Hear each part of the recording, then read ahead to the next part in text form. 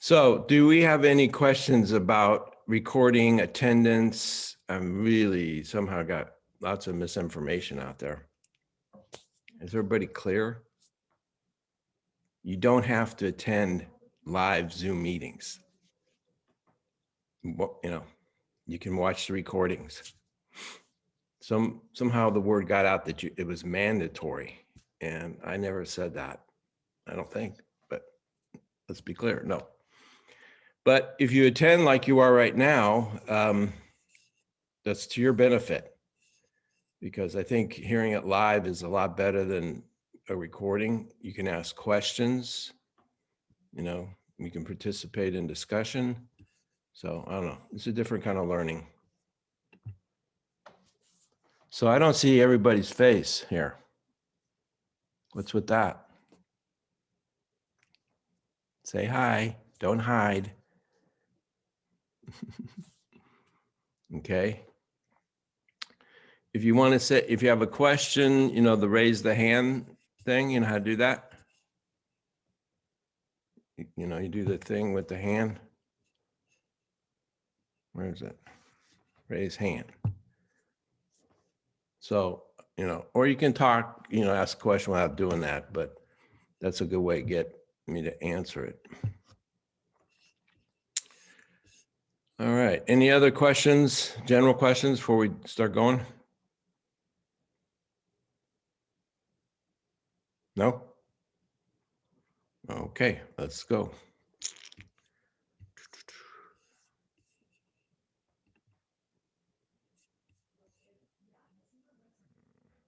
Share screen. Like that.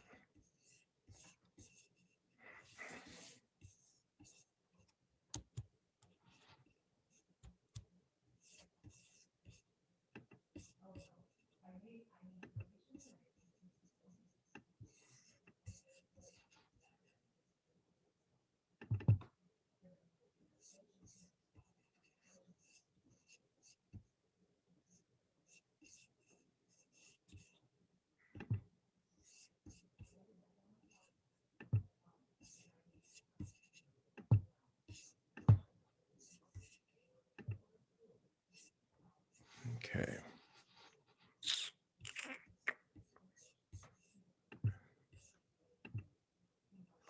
Everybody see that? Yes? Okay. Yes. I don't even know what you can see. All right.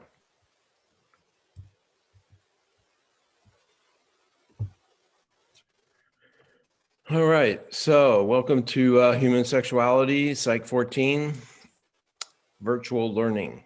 Whoop-de-doo. Here we go. As you can see there, I have another section that I teach from 11 to 12:20 on Monday and Wednesday. If this doesn't happen to work out for you this time, you can check that out or let me know, and I can change you if you want. As far as getting a hold of me, this is important. Okay, these are the ways to get a hold of me.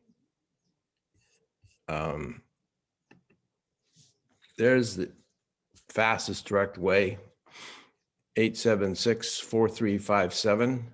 That's 876-HELP. Seriously. You can leave a voicemail message. You can text me at that number. I carry this around all the time. This is where it is. So I say hi. Check my email.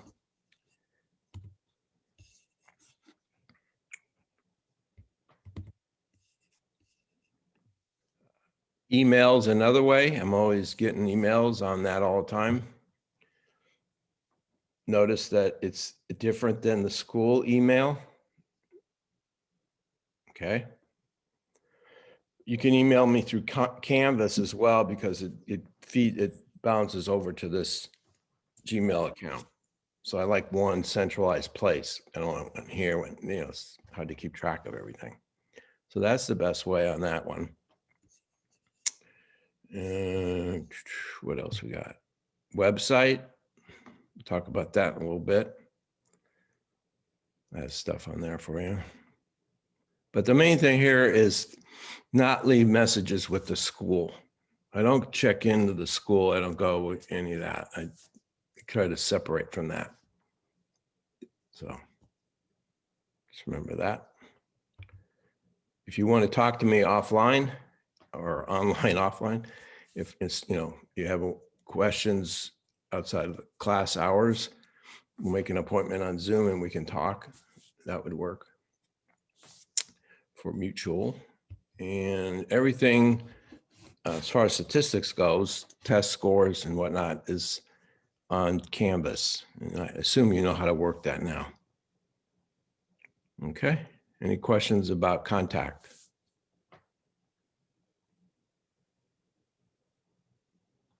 No, okay, good. I had something, where'd it go? Okay.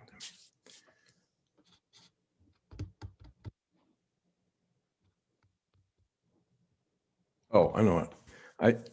Does everybody have the syllabus, the hard copy? Yes. Did I send out that file? Okay. Just checking. Yes. Good. So describing the class, just simply, it focuses on human sexuality from an intimacy point of view, primarily. There's a big emphasis on that in this class, looking at both emotional and physical intimacy.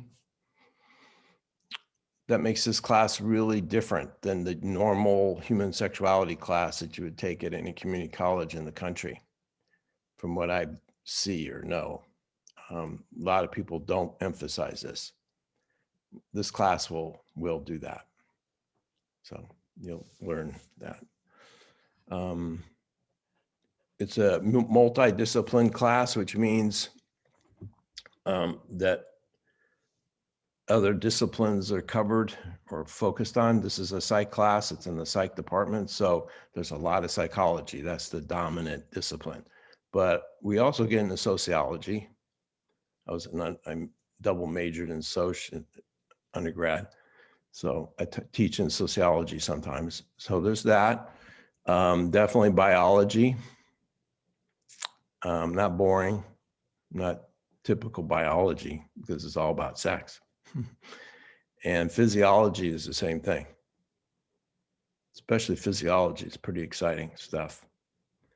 So the only thing I don't cover is anthropology. That's the limitation. I don't talk about other cultures outside the United States. So I don't talk about sex life of some other country or place. My experience is Central Contra Costa County. That's it. Expert on that. So that's where it comes from. So if you want more cross-cultural, you need to take anthropology.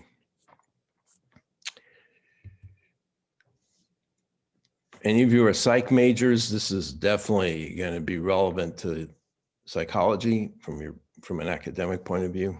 I think you'll see that. And social too, if you're a sociology major. The emphasis on the approach to the class is called cognitive behavioral, because there's different approaches in psychology, and I'm dominant on the cognitive behavioral approach and using it practically. And what that means is, it means, Kristen, what are you doing? If you were in the classroom, I'd be all over that. So, okay, let's see what my email is. Just a minute, you guys. I'll be right with you. Nothing personal, Chris. It's just, I don't care. This class is very practical. Everything is going to be relevant to your life today and tomorrow and 10 years from now. So this is not just theoretical stuff that you're not going to remember. So we focus on intimacy, like I said, and there's 3 kinds of intimacy that we look at: self-intimacy, emotional, and sexual. not in that progression, but that's what we look at. That's the big emphasis. We also look at other things like sexual history, anatomy, physiology, gender issues, sexual orientation, sexual problems, cures, causes, sexual, yeah, not too much on the minority. Sexual assault, domestic violence, that's at the end of the semester, the dark side of this class. Most of it's positive, that's not so good. Sexual addiction, that's a new one, and pornography. So that's kind of the overview of the topics that we get into. Warning. So sometimes I'm going to show you, videos that are very explicit. See naked people being sexual parts. So if you have trouble with that kind of explicit video or images, you don't have to watch it. Won't affect your grade. It might affect your sex life, but it's not going to affect your grade. So it's not required, okay? Explicit sexual language is used in this class, meaning out of my mouth. And that can't be avoided. It's not like you can go, oh, I won't watch. No.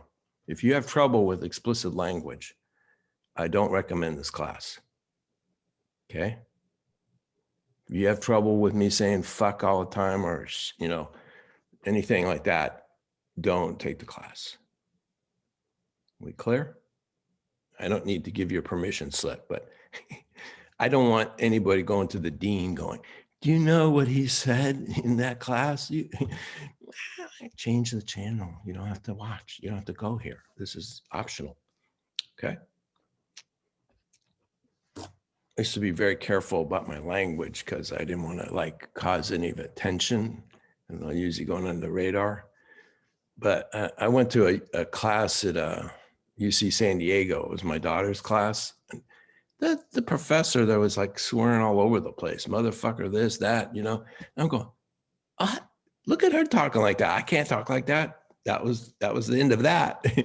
If you can't hear it now, how are you going to hear it at upper division, if you transfer? So, and that's a great school. So anyway, you're warned. Now, I don't just do that to do it. There's usually a reason I'm saying it for a fact. But I also talk clinically. I talk medically, Latin, a lot of sex is Latin talk, names, street talk, Our president said pussy. If he can say that, then I can't, see? No, thank God he's gone. All right, reading. Typically, when in the old days, I used to teach this class and it'd be a thick $100, super glossy, well-produced textbook, general psychology, sexuality. And I got a whole bunch of them in my office. But I found that I didn't really use them. I mean, maybe a few parts of it, but not much. So I said, forget that book. I'm not going to have my students buy that book for a little bit. So the required reading are 3 textbooks that I wrote, and that every bit of it is used in this class. You can guarantee that, okay? So the first one, Learning to Love Yourself, I wrote somewhere in the 90s, mainly for my daughters. I wanted them to have this stuff in case we're not around. And so it's more tongue in cheek. It's more personal. It's not written to be a national bestseller kind of thing. And it's not super academic. It's just concepts that are very useful. So that's the first one. That's where we start. Second one, I wrote in 1980, came out in 1980. Sounds like years ago. It's still very relevant now. It was published under a different title called Beyond the Marriage Fantasy. I don't know if Amazon still has that in print, but I sold the book to the current publisher and we changed the name, which is Creating the Intimate Connection. So that's the second book, must read. And then the last one is More Than Just Sex. And this book I wrote in the early 90s, before the internet, before Viagra. So it became kind of obsolete. I mean, there's a lot of it's still good, but there's a lot of things that didn't make sense or was missing. So I took a couple of years and wrote a new version of it, and primarily keeping in mind students instead of the public. So there's chapters, there's at least 5 or 6 chapters in there that weren't in there before. So don't buy this book if it's $13 or really cheap. If it has, it looks like satin sheets on the front of it, it's the wrong book. The book that's right has a couple sitting on the beach. Kind of a Corona ad ripoff. Yeah, there you go. That's the one. That's the one you want. I don't know if everybody can see that, but that's the one. So it's a lot of more money. Now I didn't set the price, believe me. I was shocked when they told me how much that book was. But, you know, I don't tell them what to do. What's going on here? I thought.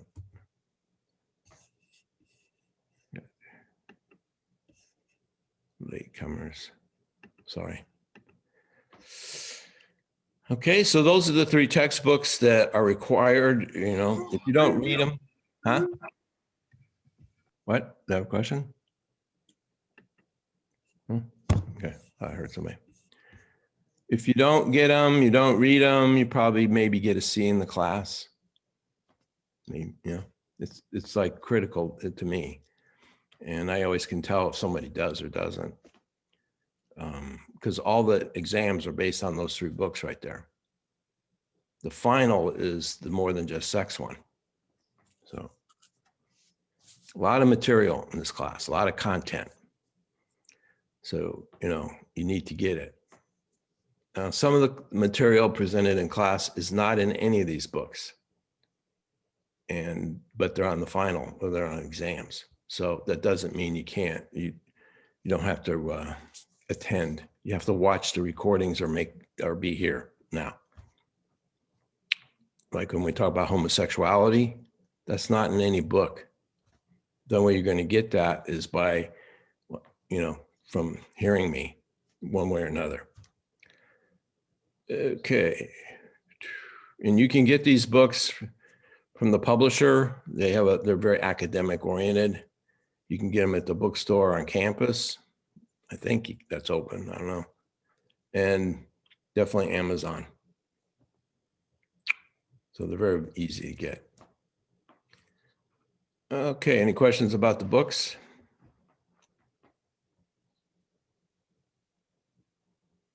Nope.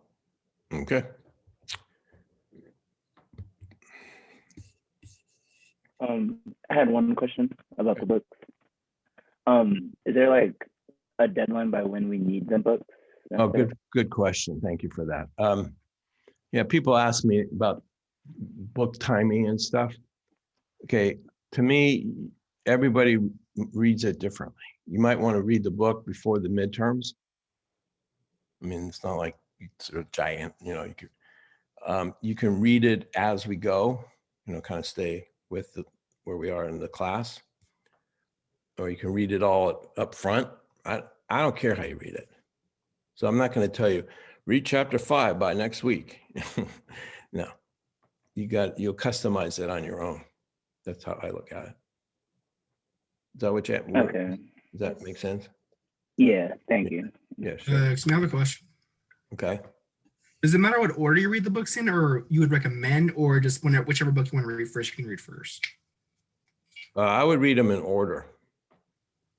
And the order you have it like listed right now, or? Yeah. Okay. You'll see it, you know, look at the syllabus. You can see the, you know, the material covered on the timing, because you get confused if you read the sex book first without knowing the, yeah, I don't know. I have one more question. Okay. If I do an ebook, because those seem to be a little bit easier for me, are there any like differences? Because I know in my other class, the ebooks are a little different. From what I've listened to, those audio versions, they're pretty much follow the text of the book. Okay. It's just not me talking. Some other guy. I go, but that sounds funny. But other than that, it should be the same. So I don't think they cut stuff out. All right, good.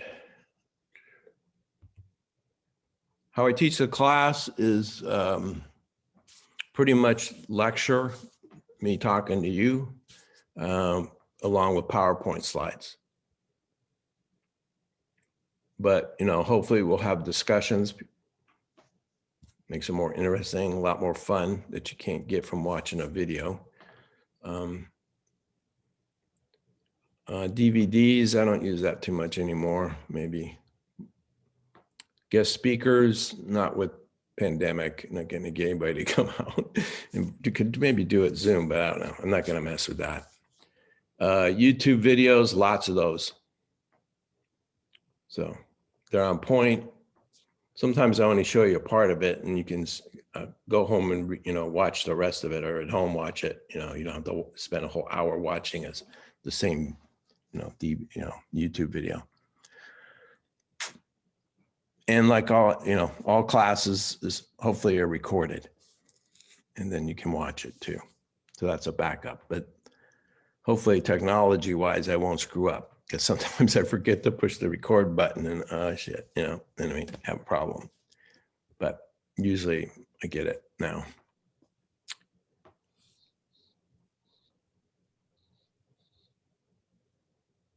Also, sometimes people get uptight because I go through a PowerPoint fast, or I'm not, and they want to write down everything on the PowerPoint slide. You don't need to do that, okay? Because you have a book, you have the recording, you don't have to get every point made. It's more just getting the gist of it, okay?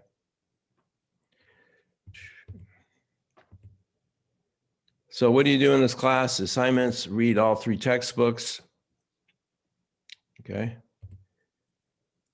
Write a personal sex history paper. This is a writing assignment that you got, that's part of the curriculum. You have to have a writing assignment. So what I have you do is write a personal sex history paper. And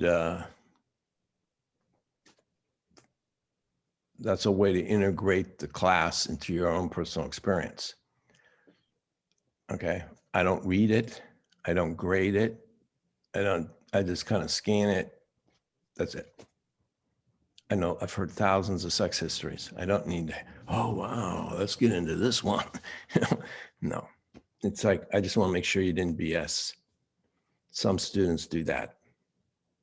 They'll just cut and paste, the same thing. Come on. Or it's someone else's paper. Even the gender isn't right. Like, some guy has his girlfriend's history and thinks, I go, are you transgender? You know, what's happening here? So don't do that. Okay. Now, some people always say, well, I'm a virgin and I haven't had intercourse yet, so I don't have any sex history. Oh, really? Yeah.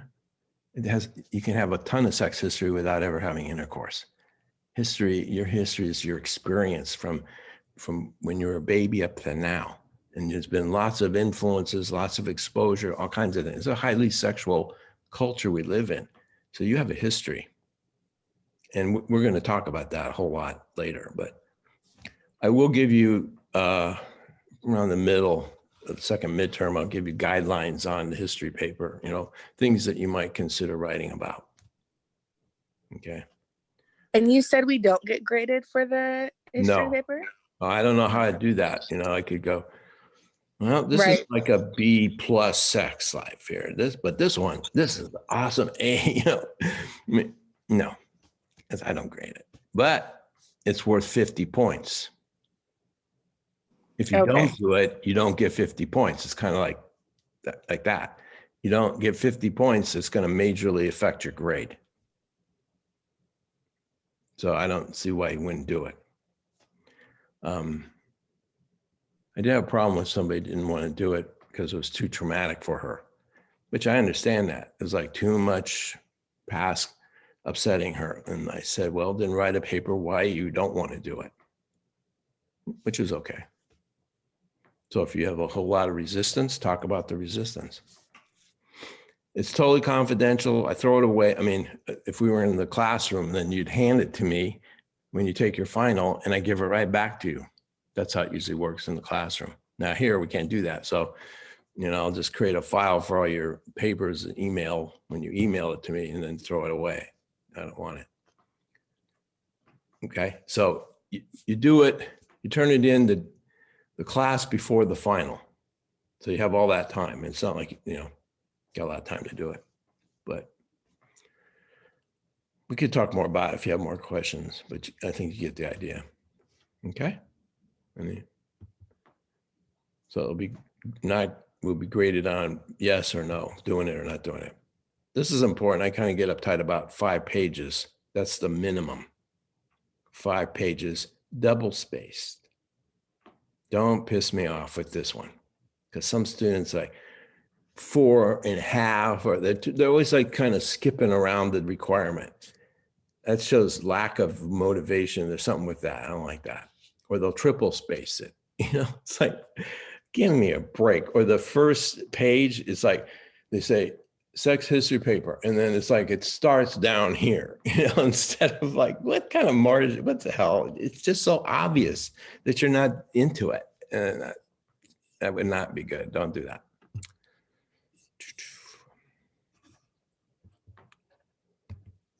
So that's pretty much it as far as assignments go, a paper and reading the textbooks. That's not relevant now. Grading. Regular, hey, don't do that. Hey, wait, it's out of control. Stop. What's with that?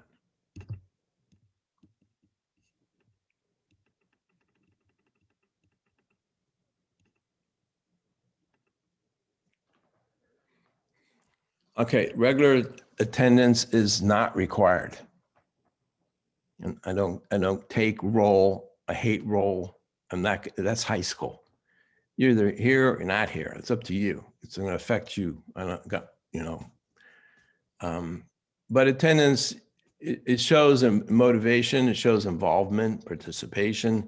It's kind of like a gray area for me. And so if I know you, if you ask questions, if you answer questions, if you're a participant, and one of the advantages of attending these meetings is that I'll have a sense of you. And so when it comes down to grading, if you're like really super close to a upper, like you're 2 points away from an A, let's say, I'll bump you up. If I don't know you, then I go numbers pretty much. Do you understand that? It's subjective. Now on Zoom, I'm not going to be so, it's hard to tell because some people aren't even attending class. So that's not so relevant here. Won't know them by the end of the semester. I don't know who they are, but if you're attending, that helps a little bit. Okay. The only time if I take roll is it's more about the school's need to know who's in the class or not. It's not for me. That makes sense to you? Because I have to drop people at the census, they call it, in a 3 weeks. 3 absence per minute. No, I'm not dropping anybody. I wouldn't know because I don't know if you're going or not going. When I drop people, usually is when I don't get it. They don't take the midterm or midterms, because then I know they're going to bomb the class. So I'll just drop them. But that's the only time I ever know, but I ever do that. All right, said that. So the exams, the first one, midterm, is on the first book. I don't know what causes it. I gotta fix this. And then the second one is beyond that exam. I need to change that title. The first 2 midterms are 50 questions. true, false, multiple choice based on all the previous lecture. They're not cumulative, or I don't go backwards in that sense. You know what I mean? It's on the specific thing and that's it. And then the final exam is 100 multiple choice true, false questions. It's longer and it's worth 200 points. Move this.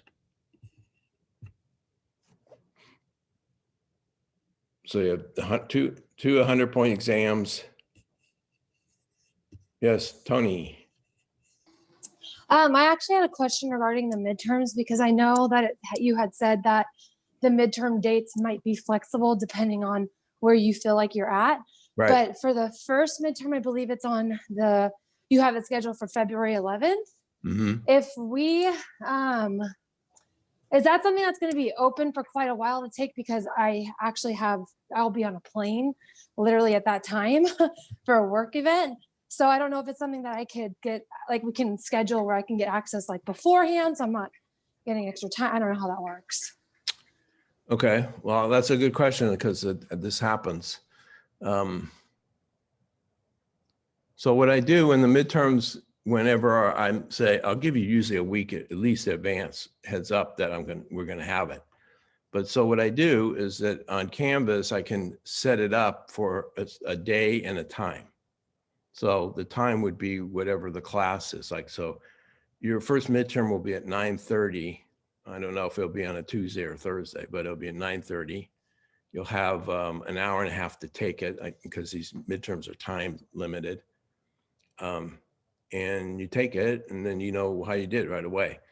But if you, let's say, like you're saying, Tony, where you're not in the town or, you're not available, then you tell me and I'll set it up in Canvas for you to take it at a specific time and date that works for you. Okay, perfect. Thank you. I just was, like I said, I'll be on a It's not plane rigid. literally. I can work around it. Okay, perfect. Thank you. Yeah, no. But let's try to avoid that, especially on the final, because that's like you want the grades and turn them in and they don't want to spread it around.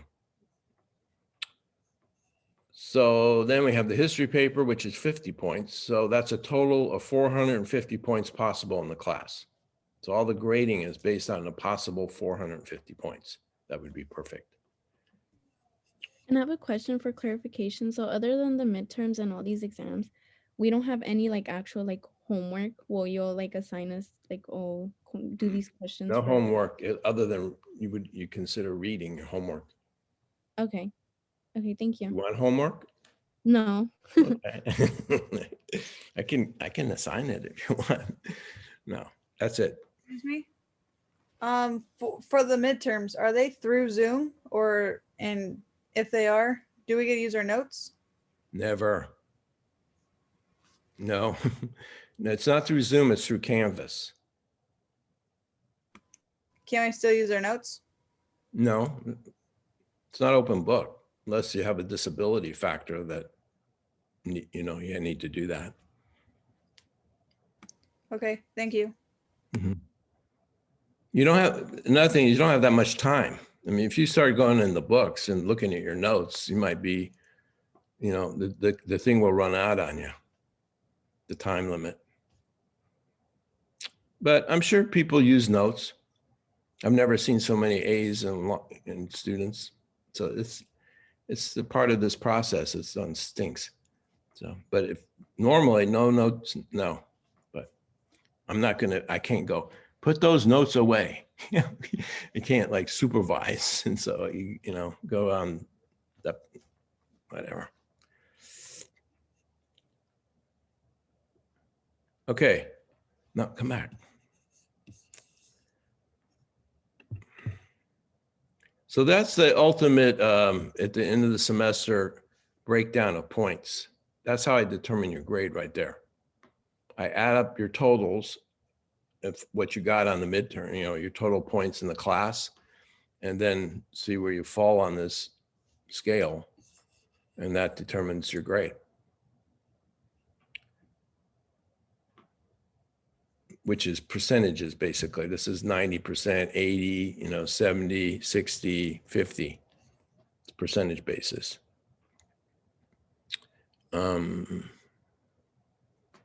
Now, let's say you end up at the end of the semester with 358 points in the class. You're 2 points away from a B.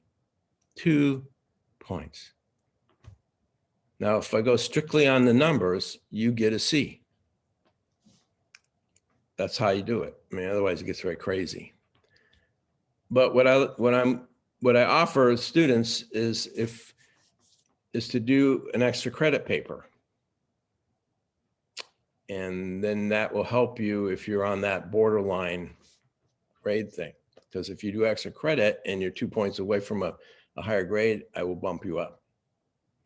So I explain extra credit is kind of like insurance, not kind of like it is insurance. It's insurance if you do fall on the borderline. You don't know if you will or you're not. You know, you don't know until you get there, unless you're really confident. So do you take insurance out before the accident or you take it after the accident?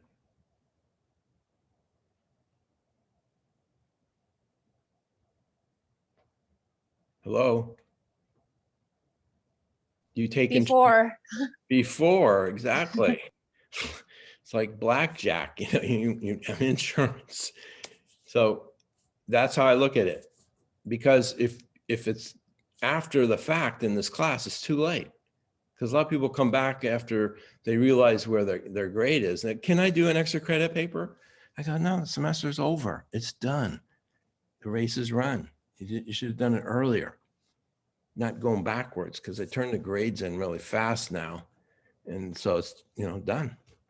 So do it early. Protect yourself.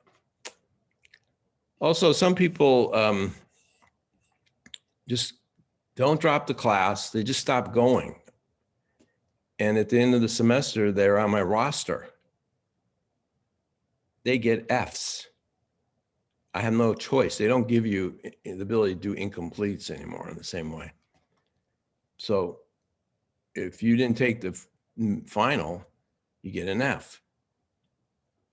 Just because you didn't take care of the clerical business. So make sure that you take care of the paperwork if you're not going to attend a class. Okay? So I hate to give somebody an F when they really didn't go to the class, but it gets on your record, and then you got to get rid of it. So what's extra credit?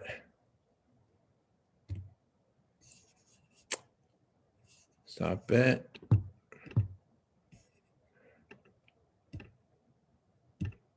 Bugs. Okay, you want to be, I need my clicker. So extra credit is writing a paper, a 5-page paper. It's like the history paper about something that you experience outside of the classroom in a sense, or outside of what I assign. Like if you go to a movie that has a lot of sexual messages or, you know, subject matter like that, and there's plenty of movies like that, write about how that movie affects you. If you see a YouTube video that I present, same thing. God, there was one recently I just saw on Netflix. It was about spring break. It was a documentary. Crazy. What was it called? The Quiet Revolution? Anyway, I'll think about it if you're interested. And that would be really useful. And it's very impacting on affecting you. Kind of upset me. Music, I like music. So if there's a song that really speaks to you and has lots of messages and, you know, means something to you, don't just give me the lyrics. I want to know how it affects you. This is a psychology class. So how does it impact you emotionally, psychologically? Write about it. A play, a book, I don't care what it is. So the only thing I would recommend is you run the subject before, you know, run it by me and say, you know, does this make sense? Would this be a good, you know, extra credit paper? And I'd say, sure, that's very relevant. Do it. Maximum points possible is 5. So if, you know, and only do one. You know, don't think that, well, I did 3 papers, so that's more. No, mileage, you know, just one's enough. That's it. That works. Yeah, that's it on that. Any questions right now? And you turn this in the same time you turn in your history paper. So you'd email me your history paper and your extra credit paper. Okay.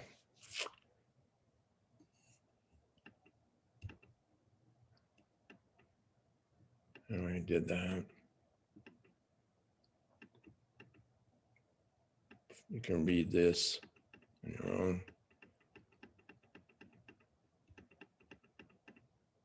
Performance objectives. Any of you have disability issues as far as exam taking goes? I guess you can't go to the place like you would normally do. So the main thing I can do for that is to extend the time of the exam period. That's what I've done in the last couple semesters. So, you know, you need more time, I'll just extend it out when I set it up.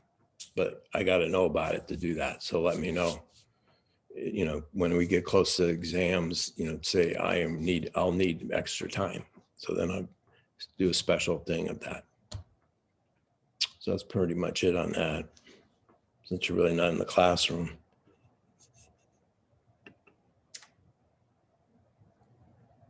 This has to do with the final exam. You know, people oversleep, forget about it, you know, and then it's over and they wake up to that they missed the final.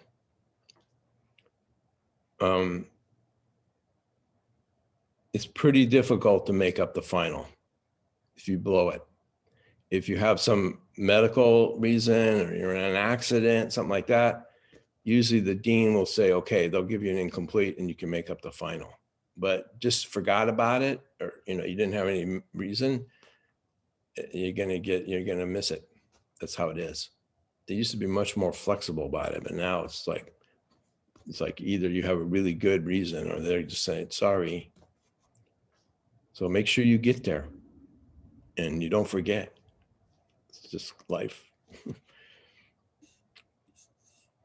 Because I used to just give out incompletes and then you could take the final in the summer and I just change your grade, you know, because of that. But they're not going with that anymore. So changes. All right.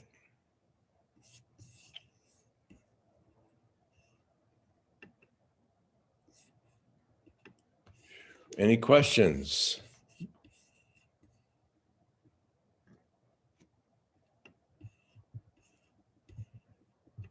No questions. No. Wait, I have a question. Okay, Catherine? So can we turn in the papers early? No? Okay. And I That's don't fine. like that because then I lose it or something. It's just going to sit in my file. I'd be better to have it, you know, when the time is. Thank you. You can do it early, but you don't have to turn it in.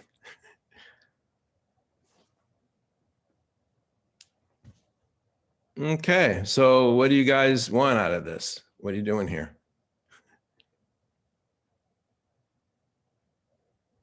Why are you taking this class? I don't know. Transfer prerequisite. So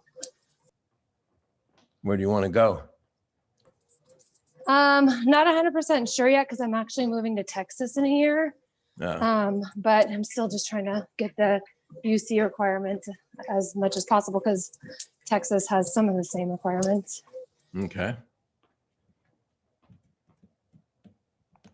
I'm Ashley. I'm taking this class because I need more units for my bachelor's degree. I'm taking courses both at LMC and Brandman University. So to graduate with the bachelor's, I need more transferable units from LMC. So that's why I'm taking this course. It seemed interesting. Yeah, it's not boring. It's boring. I don't know what you're doing, but. Yeah, my boyfriend told me about you. He took your class before and he said you were a great professor. So. Oh, yeah. Thank you. Who's this other person? It says Sierra. I'm Sierra. That's Sierra. I'm Ashley. Oh, I can't tell that, but yeah. So you're in the class too, Sierra? Yeah. I'm a Okay. psych major. Doing it together. That's fun. Okay. I'm a transfer as well. I want to be a therapist for deranged people. I want to work with deranged individuals and do something in that field. So that's why I'm taking this class. It's one of my Okay. requirements. Good. What can I tell you? My background is what? I went to a community college in Southern California, Long Beach City College. I didn't get into UCLA or where I wanted to go.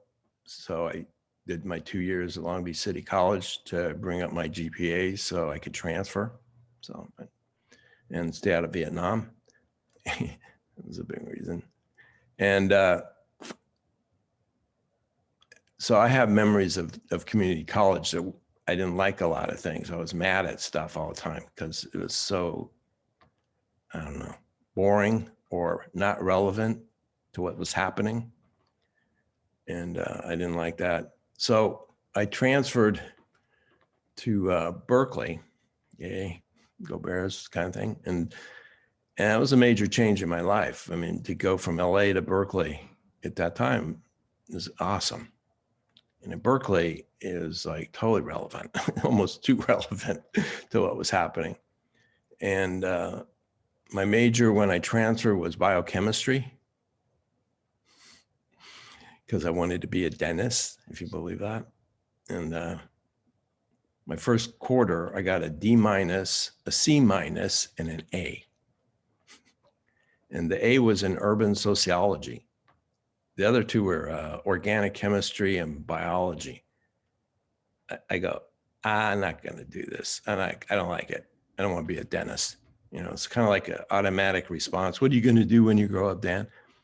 Be a dentist. Oh, that's great. You know, everybody, it's like an easy answer. It just became programmed in me. But did I like it? No, it was just, you know, oh, that's good. You'll make money. You'll be successful. You know. So I finally said, I'm changing my major, sociology. My mom got all pissed off. What are you going to do with that? How are you going to, you know, I don't know, Mom, but I'm not flunking out of Cal. I'll tell you that. So I changed my major to Soc. I took nothing but Soc classes my junior year, did really well. I loved it. And then I said, well, okay, I've done Soc. Then I did, okay, I like psychology. Let's try that.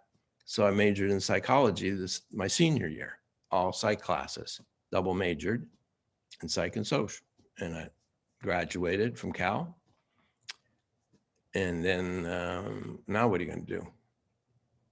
I knew that a bachelor's degree in psychology didn't mean anything. Like you do shit jobs and you don't get any money and it's crap. So graduate school became pretty basic next step. Then let's see, so I tried to get into 4-year universities in psychology, graduate school. I didn't realize, you know, I'm like a little kid and there's all these other people that have years of experience going into PhD programs. Didn't get into any of them. Uh-oh. So I applied to Cal State Hayward / East Bay for you. And I got into a graduate program there in what was called Psych, educational psychology. I had no clue as what I was going to do. I just wanted to be in some psychology, you know, program of getting a master's degree in psychology. And did that for 2 years, figured out what I wanted to do in psychology, because you can do a lot of different things. You can work in a company, corporate psychology, legal, in schools. And I finally figured out through experiences, internships, what I liked, which was doing individual couple family therapy, where people made an appointment to see you, not shooting baskets with some teenagers got problems and like that. So that was it. So I got a master's degree in counseling psychology. I got my license to practice privately. And that was it academically. And so I've been a therapist in Walnut Creek for about 45 years. I retired from that about 2 years ago, but that was my main gig. But I also started teaching because I taught sex. And that's another story, but we won't go there. I got into that. We'll do that later. So I started teaching at DVC, and at DVC, they had Health Science 140. That was what it was called. And it was in the health science department, which was really their human sexuality class. So I was a psych person with a lot of health people, which wasn't perfect, but I liked it. I was 26, and most of the kids were students from my age. A lot of them not far away. So that was kind of fun for a while till I got older and they all stay the same. Hey, so that felt a little weird, but anyway, so I taught at DVC for, I don't know, a long time, part-time, and did therapy. And I don't know, somewhere early 90s, I ran into Estelle Davy at a party, who's a psychology teacher at LMC. And I go, Estelle, why don't they have any sex classes at LMC? We got 6 of them at DVC and you don't have any at LMC. He goes, I don't know. I said, don't they have sex in Antioch and Pittsburgh or what? She goes, would you like to teach it? I said, yeah, sure. So I started teaching one class at LMC and gradually ended up dumping at DVC and, did all my teaching at LMC. So that's where I've been. I also taught at Cal State East Bay. And there, this class is called Sociology of Marriage and Sex. It's an upper division social class. Use the same books, same thing. Big class, 150 students. It was like, whoa, it was fun. But they don't pay as much. And it's not, it's very political. So that stopped. Also graduate school. I taught at JFK University, teaching grad students how to do sex therapy and other types of therapy. So that's my deal. I don't know what else to say about that for now. Yeah. So I teach the same way, I don't dummy it down. I mean, I don't change what I do, whether it's the upper division, lower division, talking to adults in the public, same stuff.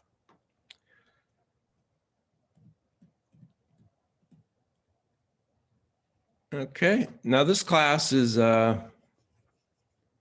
loaded with values. People have strong feelings about the subjects of sexuality, and we've gone through some of them.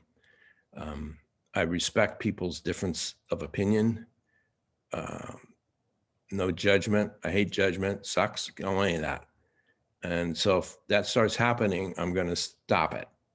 So I just want to let you know. I used to kind of work with it. I don't do that anymore. If you got a smart ass mouth, you're out of here. That's all you need is one person with a mouth who's still mentally in high school, and the rest of the class won't ever say anything. It wrecks it. So I don't want that. You're adults, treat you like adults. I expect you to act like adults. None of this high school mentality stuff. I don't want to teach that. I don't want that. This class is powerful. It will impact your life. This is not like English or history. I mean, it's very, it's psychology. It's not, well, the way I teach it is very real. So people could get upset by it, affect them emotionally. There's all that goes on. That I can't control. But it will be very useful in terms of what's happening in your life right now, like I said before. But if you're in a relationship with somebody, it can affect it because your mind's going to be, expanded in a sense. You're going to have a whole lot of awareness that you don't have right now. And that really is my goal to you. My hope is that in May, your consciousness, your awareness, your knowledge about this subject is going to be so expanded over where you are right now. If I've done my job, then that's happened. And you'll be different. You won't be like everybody walking around because most people don't get exposed to any of this stuff. The average person doesn't have a clue about what we're going to talk about. not at their fault. It's just our culture doesn't teach it. They think you should know, or they don't want to talk about it, or they're afraid to talk about it. Everybody, they got another kind of mask. So we're going to open up about it. And to me, it's just the way I am. It's just, I don't even think about it, you know, which can make people uptight. So I got to watch it sometimes. Okay. That's enough. There'll be other things that come to me, but any other questions when we get into it?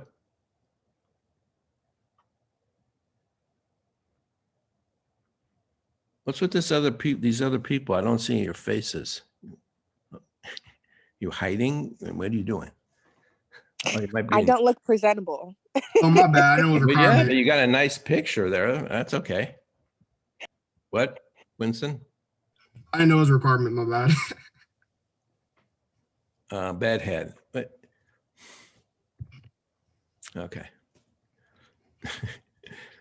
Yeah. It's interesting.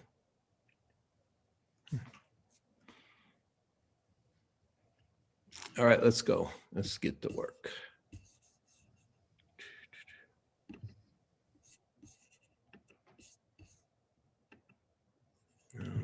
Do that.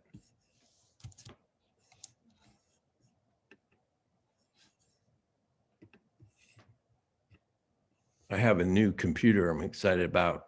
My other one couldn't handle Zoom, like too much. So I got a nice new Mac. It's called fast. That should be good.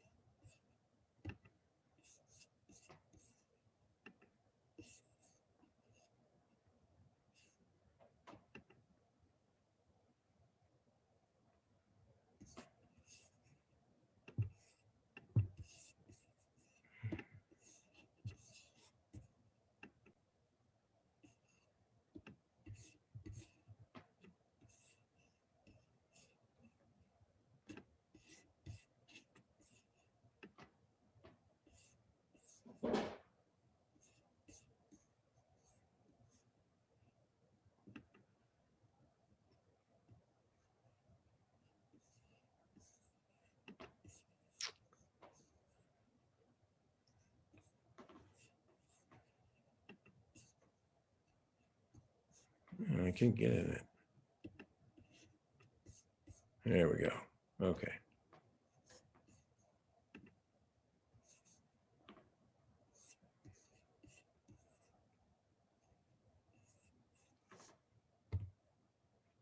So let's start off with the cognitive behavioral approach, just to define it for you. This is on the midterm. So everything starting right now is on the midterm, number one. So cognitive behavioral, what does that mean? As you will see in psychology, they have different approaches to explaining things.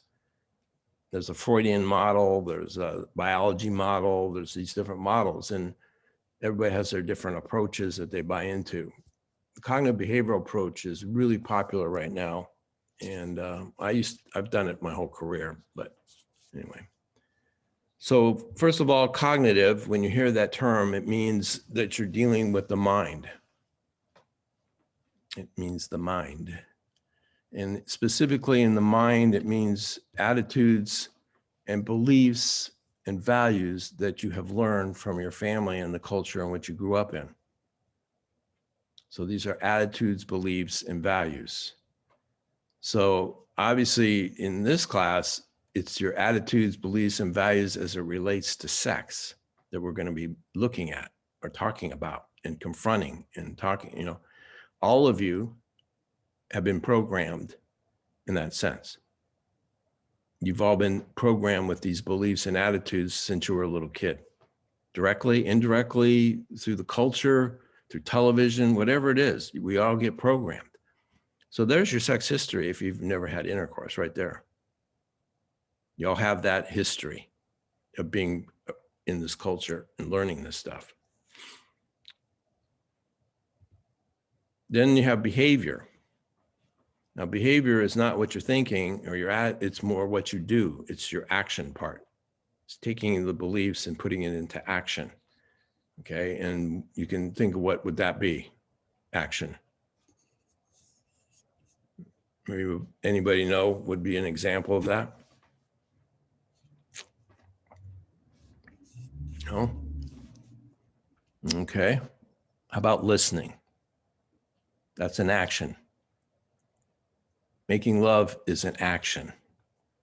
It's what you do, how you communicate, how you touch somebody or not touch somebody, how you resolve conflicts. Those are all action-oriented things that you're going to learn.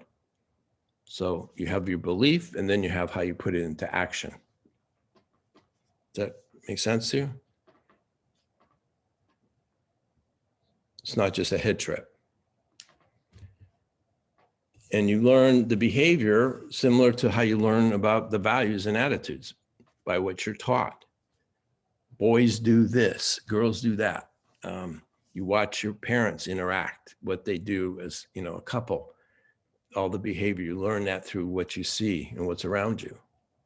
Now, obviously, depending on where you grew up, geographically, you might have a different spin on some of these beliefs and attitudes. So if you grew up in Macon, Georgia versus San Francisco or Berkeley, you're gonna have very different beliefs and stuff, because that's just the way the environment is and what people say. Like a lot of people will say, well, I grew up in the Bible Belt. That's a line. So what's that say? That's saying the Bible Belt. So that means you're gonna have a different set of attitudes and beliefs than someone who didn't grow up in that area. You get that? Okay.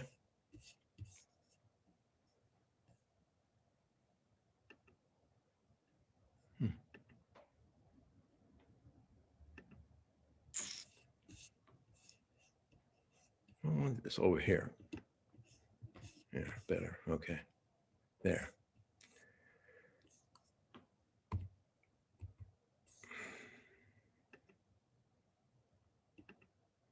Now, what do these two words have in common, or concepts? Cognitive behavioral. What do they have in connection? They both stem from your experiences. Say that again? They both Stem from your experiences. And what's that do for you? Your experience affects both your attitudes and the way you apply those attitudes through your behaviors. Mm-hmm. So it's from your experience that you learn those things. Mm-hmm. Right. So what they have in common is that they're both learned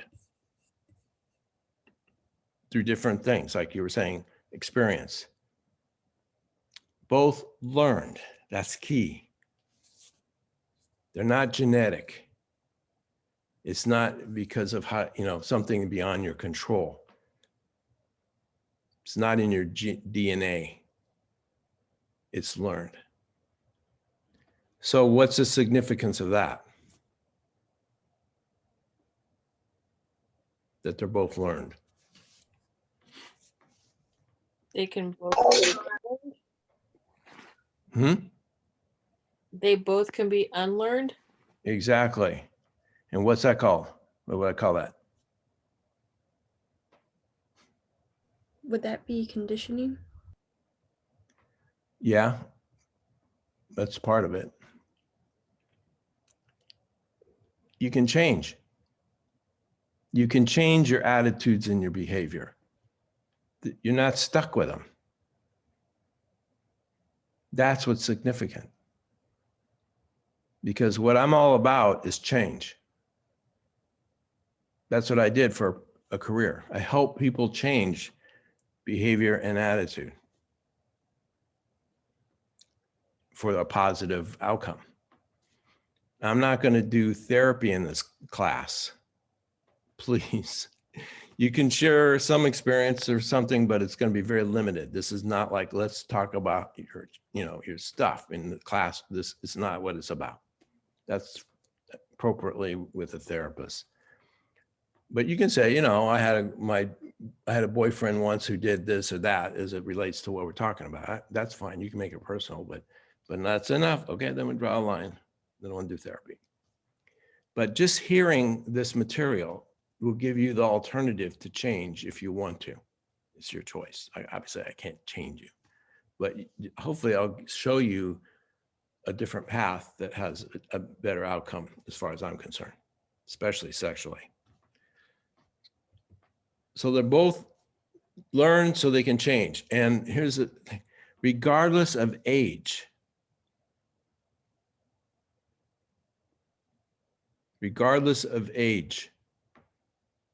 You ever hear, you can't teach an old dog new tricks? There's an attitude. That's not right. Bullshit. I didn't teach anybody to change and make a difference, no matter how old they are. The key factor is not their age. You know what it is? Their motivation to change. Are they motivated? And if they got a fire under their ass, they'll make changes, believe me. But usually you need some kind of thing to get them motivated. And also gender.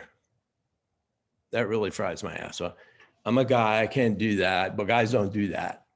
Oh, really? Where'd you learn that? My father taught me that. Oh, how long ago was that? You know how, I mean, I don't know if you can appreciate it, but the gender changes in my lifetime have been incredible. I mean, you know, a woman who kicks a field goal on a football team, what? There's changes in gender roles all the time. And that's wonderful for me. I mean, that's great. So don't say, well, this is where I'm a guy and therefore I can't change diapers. Oh, yeah, what? Give me a break. All right.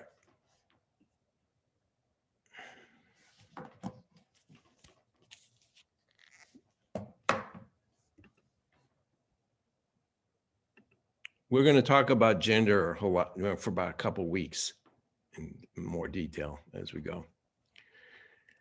Okay, I want to give an overview of the intimacy topics. This is just give you the ballpark. We're going to drill down on all three, but this is kind of like just a general overview. Now, when you hear the word intimacy, typically, especially in the media, what does that refer to?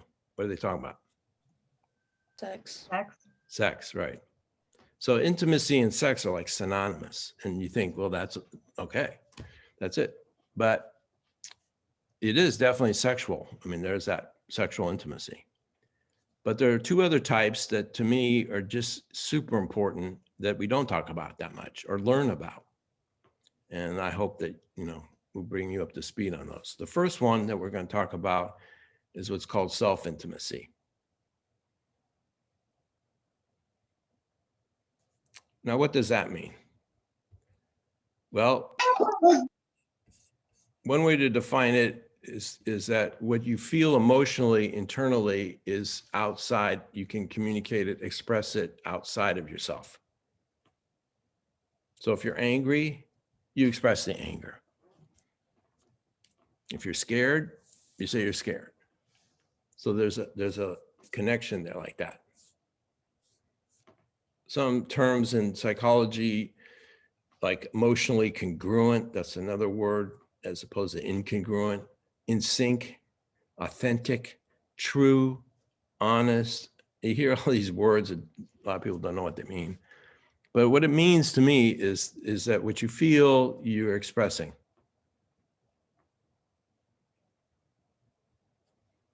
It'd be the opposite of working retail. When you work retail, you're not like that. You're disconnected.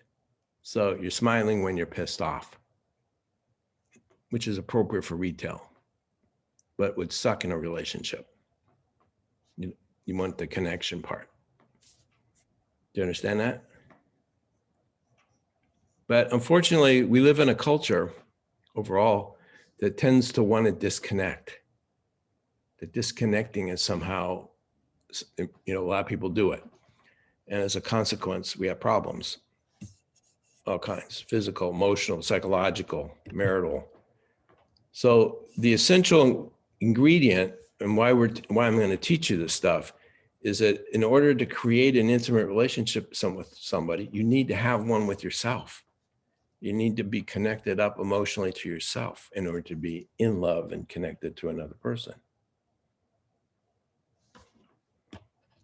So that's why we'd start with this. And there's all kinds of ways that we disconnect. Drugs and alcohol are a real common way people, check out emotionally. People who work their asses off all the time, never sit still. They don't know how they feel. They're too busy all the time. Talk about feelings. That's a big problem in Silicon Valley. As I know, work out in the gym all the time. People are kind of obsessed with doing things, but basically it's all about not feeling. And that's their way of coping, which sucks when in terms of making things better. What? What are you doing, Mia? Okay, don't look. All right, so you get that? Good. If you're asking me what I was doing, Yeah, I think they're giving me hand signals there. no. So I'm a preschool teacher. So yes, you can. So my kids are technically right now doing distance learning, and they're counting. So I had to hold up 4 and 9 so she could count how many hamburgers and hot dogs she had. That makes sense. Okay, I thought you were trying to send signals to me. No, I'm having, get out the way. I have my kids try, like they see that I'm on a class, so they're like, oh, wanting to sit with me while they do their homework. So good modeling. You're doing what you're, yeah. All right, the next form of intimacy that we'll be covering extensively is emotional intimacy. And emotional intimacy is created, keyword, between a couple where they have trust and they create emotional intimacy. It isn't something that just happens. It's created and maintained. And this creation part is the behaviors and attitudes to do that, to create it, are not taught to the general public. This is what you don't know. Most people I know don't know how to do that. They kind of get a taste of it up front, the pizzazz, the excitement, the novelty, all that up front. But after a certain period of time, they don't know how to do it and they lose it. I don't buy into that. I think that's because they don't know what the hell they're doing. It's not that they don't want it. They don't know how to do it. You're going to learn how to do it. But it takes two. So the other person you're involved with has to know how to do it too. You can't just do it on your own. You need two people. Better to have one than none. And if you like great sex, which I hope you do, the big requirement is emotional intimacy. Without emotional intimacy, sex is a drag. It's porn all the time. It's just body parts. But when you put that into the emotional context of intimacy, hot, big time. I don't care if you're married 20, 30 years. It's not about long time. It's about how you create the context of emotional intimacy. So we're going to cover that as well initially, or get into that. Primarily in the context of marriage. That's where we're going to talk about it. And then the last one, which is sexual intimacy. And sexual intimacy is the combo of straight sex, just doing sexual things, but in the context of an emotionally intimate relationship. Porn would be the opposite of that. Porn is just sex. There's no context of anything, just sex, mechanics, which gets really old. Or you have to increase it to this kind of like, where it gets really outrageously extreme. Here's a phrase I like to use. It kind of explains this. You can't go from roommates in one part of the house to lovers by changing rooms, by going in the bedroom. It is not a light switch. If you're roommates, meaning not intimate in the general interaction of your day outside the bedroom, and then when you go into the bedroom, you're not going to be able to connect in an intimate way. You can do it, but it will be a drag. It's not a switch. It's ongoing. Now, when it comes to sex, what have you guys learned already? Because you have had experiences, I know, in your educational, You learn very quickly what you do not like and what others do not like very quickly by just. No, this is in simple school. Man, experience. I'm talking about in the context of school. Oh, in school? Yeah, in high school, and junior high, and elementary school. What did they teach you? Because you've been taught a lot. What was the emphasis of what you've learned in school?